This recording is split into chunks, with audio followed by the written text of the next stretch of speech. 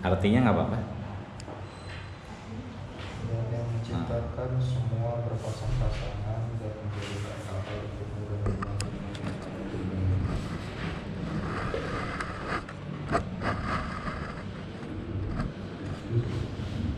Dia siapa yang baca? Ini bersama baca. Ya, ayat 12. Ya, 12 13 boleh. Baca artinya nggak apa-apa, ayatnya boleh. Artinya nggak apa-apa deh.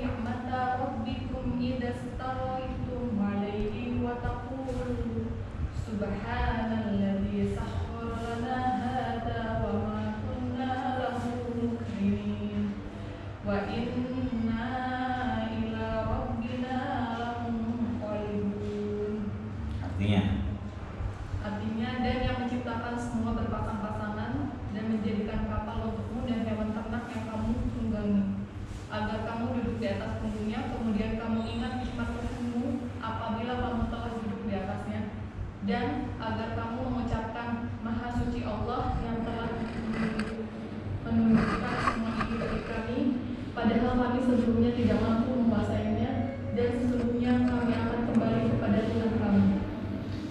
Ya, bahwa di sini waladzi khalaq, ada khalaq, dapatkan ini dan yang menciptakan semua. Ya, ada khalaq, ada ja'al. Ya. Ada kata-kata yang kemudian Allah sampaikan dengan khalaq dan ada yang ja'al. Ya. Ja'al itu bisa jadi membuat atau menciptakan. Tapi kalau khalaq ini adalah hak prerogatif Allah. Bahwa boleh jadi kita hidup di dunia ini selalu ada ketidakbalansingan ya, ketidaksesuaian antara kenyataan hidup reality of life dengan himmah, dengan high expectation, kemauan yang kuat. Maunya selesai corona nikah, tapi coronanya nggak selesai, nggak nikah berarti kan. Berapa banyak itu tukang aqua ini, tukang rias, tukang tenda itu, saya kalau beli air kan jalan selalu pertanyaannya dari tukang penjual aqua itu, jual air itu, Pak, kapan selesai coronanya? Nah, kenapa pertanyaan begitu? Udah banyak banget orang yang mesen air, tapi dianterin nggak mau, karena memang acaranya belum jadi. Dari mulai nikahan, hitanan, yang banyak nikah sama hitan. Dia mau acara walimah, tapi kan masih PSBB transisi. Meskipun di sebagian tempat, sebagian wilayah sudah di normal, tidak ada PSBB. Katakan Jawa Barat misalnya, sudah sejak setelah puasa Lebaran itu, kalau tidak salah Juli tanggal 26 dia sudah selesai. Kita diperpanjang, Jakarta diperpanjang dan diperpanjang hingga saat ini, sehingga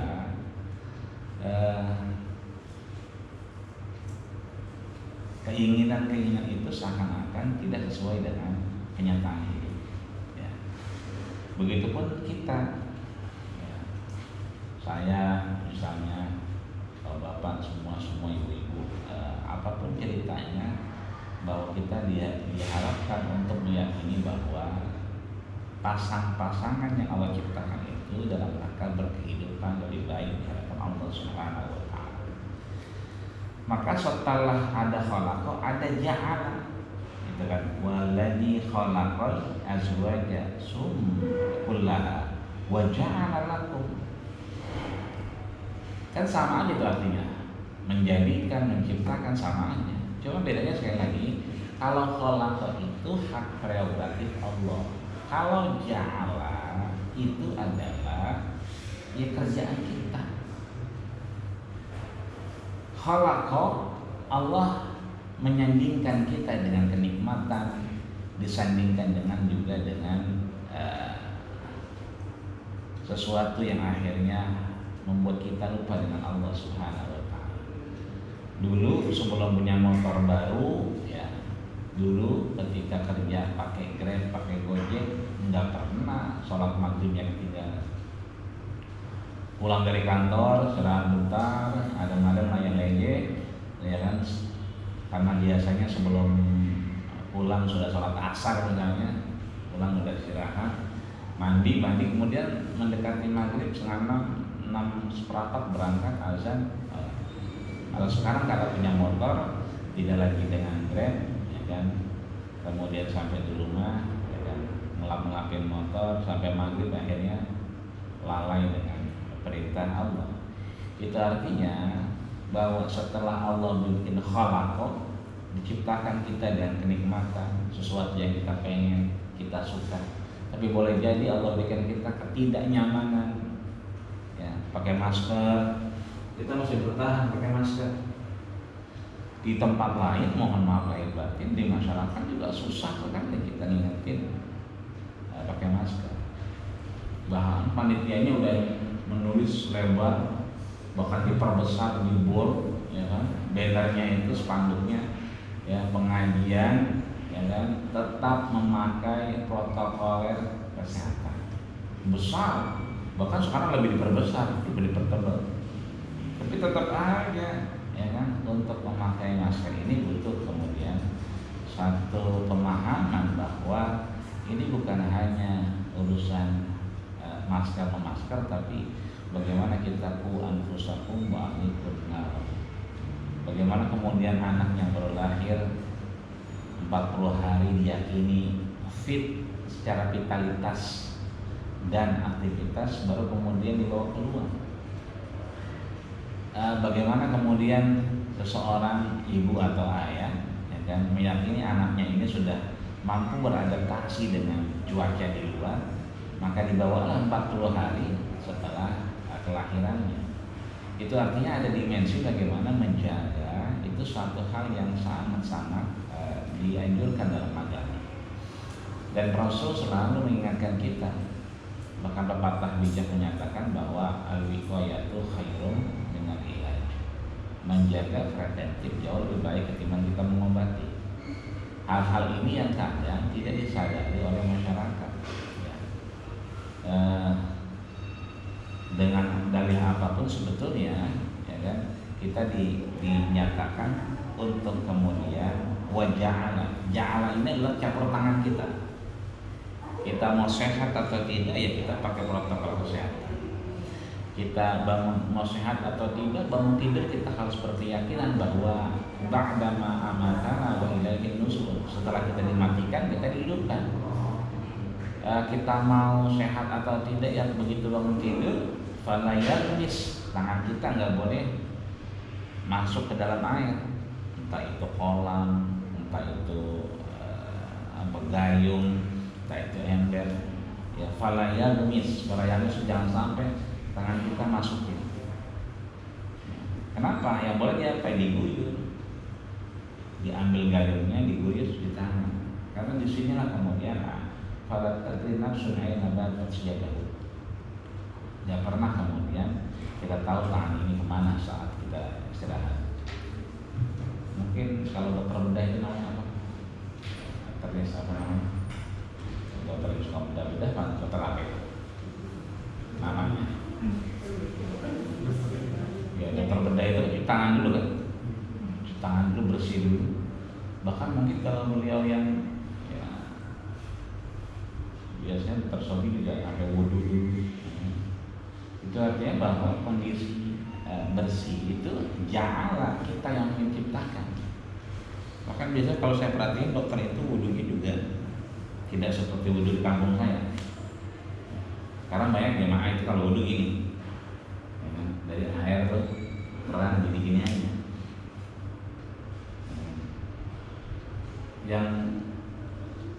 betul gini boleh nggak kira-kira? Udah gitu kan?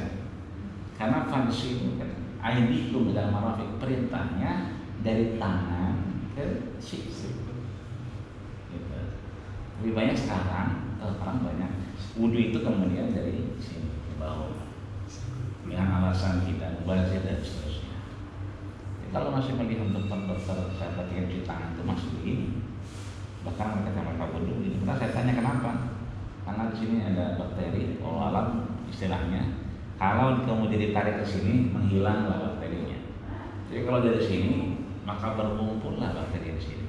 Saya rasa sudah ada kesinambungan antara perintah Allah dalam surat Al-Maidah dengan bagaimana kita berkesehatan. Tidak ada yang kontradiktif sebetulnya. Tinggal bagaimana kita ja'ala menciptakan itu, mencampur tangani itu sehingga kita tidak salah dalam melakukan keputusan kehidupan. Wa ja'ala lakum fil fulki wal an'ami ma tarkabun. Sudah Allah berikan segala kenikmatan ini, silakan pakai. Yang punya motor pakai motornya, yang punya mobil pakai mobilnya, ya kan? Yang punya poin di Oppo-nya pakai, jangan disimpan aja. Ya. Akhirnya angus kan? Pakai apa? Karena memang kita menciptakan itu dalam rangka bersyukur kepada Allah Subhanahu wa Ta'ala. Litas au di ayat ke-13, litas au ala zurihi. Nah, tsumma tazkuru ni'mata rabbikum. Nah, bahwa kemudian ketika kita pakai itu kan Rasul sudah bilang, isma syita, hiduplah semau kita. Mau pakai masker kayak nggak pakai masker kayak mau cuci tangan kayak itu mah terserah kita, karena jalan urusannya urusan kita. Nah, kita mau sholat subuh enggak terserah kita, nanti zuhur mau jumatan atau enggak tuh nggak ada yang tahu. Keluar bareng-bareng sampai ke masjid atau ke warteg kan nggak ada yang tahu, ya kan? Yang satu bersama-sama balik, yang satu balik dari masjid, satu dari warteg. Silakan aja. Kan nggak salah Jumat, kan masih PSBB transisi, silakan. Tapi zuhurnya menjadi wajib. Jangan Jumatannya tidak, zuhurnya kagak. Ini yang salah kaprah di masyarakat. Tapi kita masih belum PSBB selesai, Jumatan nggak boleh. Ya zuhurnya harus. Ini Jumatnya kagak, zuhurnya kagak. Hiduplah semau kita. Tapi kata Rasul, fa innaka mayyitun, setiap kita akan mati. Sholat nggak sholat silakan aja, mati juga. Yang nggak sholat ya mati, ya sholat juga mati. Cuman masalahnya awwalu ma yuhasabu al-insan, amal ibadah yang pertama kali dihisab adalah sholat, bukan ngajinya tapi sholatnya. Kalau kemudian kita nggak sholat berarti repot. Istawaitum alaih, ya kan, tsumma tazkuru nikmatullah. Dengan itu kita mengingat nikmat Allah. Ngidupin motor baca bismillah, naik gojek baca bismillah, ya kan, di tengah-tengah kita baca perjalanan, ya kan, subhanallah walhamdulillah wala ilaha illallah Allahu akbar. Yang punya kakek sama nenek masih ada kakeknya nenek, yang masih ada alhamdulillah masih punya kakek punya nenek, ya alhamdulillah bersyukur. Saya sih udah nggak ada dua-duanya, kakek nenek udah nggak ada, ibu bapak udah nggak ada. Itu kakek nenek yang luar biasa. Kita kalau ketawa dikit aja di mobil di jalan habis dia melo-melo, tawa mulu, bukan ada pikiran, bukannya baca doa. Itu nenek biasanya. Atau mungkin maaf disupirin, nyupirnya yang radio harus tahu pikiran orang mah gitu kan. Sejak dari bangun tidur sampai terus biasanya orang tua kita mah yang masih kecilnya masih ingat, ya kan, pulang sekolah cium tangan. Orang tua kita biasanya sambil pakai mukena, tangan sambil begitu. Makan coba makan. Jangan main mulu, adiknya coba cari, tapi tangannya masih. Biasanya orang tua dulu, ya kan, Artinya dimensinya bahwa kita hidup berkehidupan, kita ada, punya kendaraan dan seterusnya, semua dalam rangka mengingat daripada tadi ya nikmat Allah Subhanahu wa taala. Maka idastawaitum, untuk menyetarakan itu antara nikmat yang diberikan dengan rasa syukur kita kepada Allah Subhanahu wa taala, ya alaihi, atasnya. Atas apa? Nikmat itu qalu subhanalladzi sakhkhara lana hadza wa ma kunna lahu muqrinin. Doa apa itu? Doa naik kendaraan. Dibaca ya. Apa itu? Subhanalladzi, ya Allah yang Maha Suci Engkau, sakhkhara lana, yang sudah ya kan menyeberangkan kita, menjalankan kita. Jadi kita sampai kantor ya maaf, bukan karena kita sehat, kita bukan karena kita pakai protokol kesehatan, bukan, tapi karena kita masih disayang Allah. Berapa banyak orang di lampu merah bengang sehat ya, tapi pikirannya kemana? Ya. Kita sampai di sini maaf, saya punya asam urat saya. Ya alhamdulillah kalau treatmentnya baik, ya jarang kerasa. Tapi kalau lagi datang luar biasa. Ya.